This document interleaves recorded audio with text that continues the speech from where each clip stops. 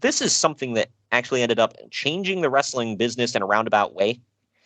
Joel Goodhart has announced that he's out of money and out of the wrestling business as a result. Up until now, his TWA shows have been the biggest indie shows in the country, but he couldn't maintain it, apparently. Goodhart had talked about doing TV tapings, but the first show was already falling apart as he went bankrupt. Also, his deal with New Japan fell apart because his contacts there were tired of not having phone calls returned. Now, it sounds like he's a stand-up businessman. I feel like he's a good friend of Paul Heyman. Well, hold on to that. Basically, Goodhart put on these huge indie shows with bloodbaths up and down the card, but those shows needed money to run and didn't draw enough money to pay for everyone. Whereas most indie shows would run with a couple of name guys on top, and then use local talent for the rest of the card. Goodhart would pay top stars to fly in and work the shows. Goodhart has disconnected his phone, and no one knows if refunds will be issued for the season tickets that he sold in advance of his tapings and quarterly shows. Again, season tickets to a wrestling show. Yeah. How TNA of them. As it turned out, controlling interest in TWA was sold to his silent business partner, a pawnbroker named Tod Gordon. Then changed the name of the company to Eastern Championship Wrestling, and those TV tapings got rolling after all. Oh, you said pawnbroker? Yep, I know. What the hell's a pawnbroker? Basically a guy who works at a pawn shop. Okay. Yeah, so who would have thought that, the original guy who founded ECW was a pawnbroker? Not me, man. Who hooks up with the one Jewish guy in New York who's bad with money. But has a good father, a good lawyer who's his father. Well, that one's just a given. You had to have one blessing in life. But yeah, so for any of you that don't know, this is the genesis of ECW right here.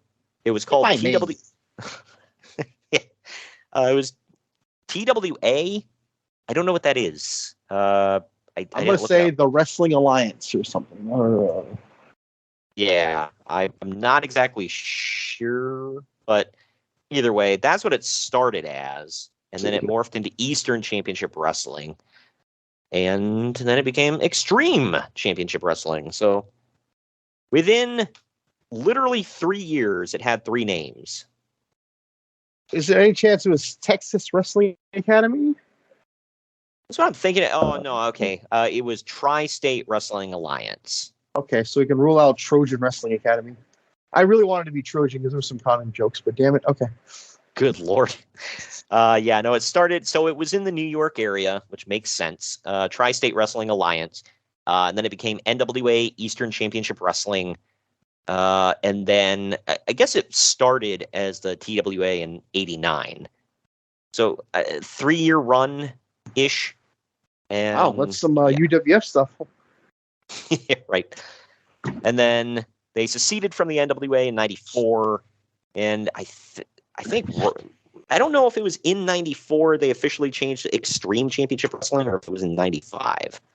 I feel like they did it when Shane Douglas threw them the belt, whenever that was. Yeah, I really can't remember off the top of my head, but either way, I think you might be right with that one. And they just kind of rebranded everything. But there is a famous promo with Tod Gordon talking about it too. So yeah. And then this guy would get ousted from the company after a while for doing some shady business practices. No. Regardless. Yeah, I know. The pawnbroker? No. I wonder how he negotiated for that company. He's like, it's got some wear and tear on it. I can give you maybe $20. Look, I got to be able to make money on this deal, okay?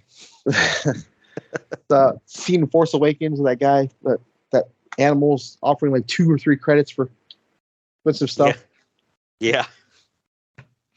Oh, man. I'm just thinking of like the memes from Pawn Stars. Yep, that too. Or GameStop. That's a brand new game. I literally just unwrapped it. Oh, okay. I'll give you $10. And look, All right, I'm losing out on this deal. 11, and I won't report you. Yeah, right.